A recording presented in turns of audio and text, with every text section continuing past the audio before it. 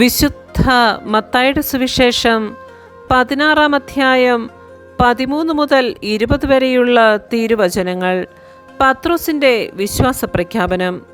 യേശു Caesarea Philippi പ്രദേശത്ത് എത്തിയപ്പോൾ ശിഷ്യന്മാരോട് ചോദിച്ചു, മനുഷ്യപുത്രൻ ആരെന്നാണ് ജനങ്ങൾ പറയുന്നത്?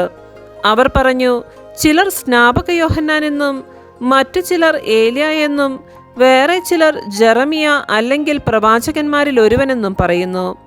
അവൻ അവരോട് ചോദിച്ചു, എന്നാൽ ഞാൻ ആരെന്നാണ് നിങ്ങൾ പറയുന്നത്?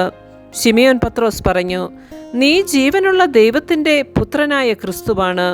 യേശു അവനോട് അരുളി ചെയ്തു, യോനയുടെ പുത്രനായ ശിമിയോനെ, നീ ഭാഗ്യവാൻ.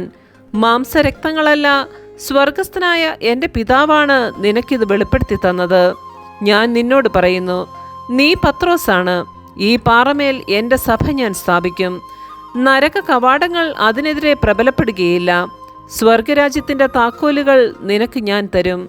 നീ ഭൂമിയിൽ കെട്ടുന്നതെല്ലാം സ്വർഗത്തിലും കെട്ടപ്പെട്ടിരിക്കും, നീ ഭൂമിയിൽ അഴിക്കുന്നതെല്ലാം സ്വർഗത്തിലും അഴിക്കപ്പെട്ടിരിക്കും.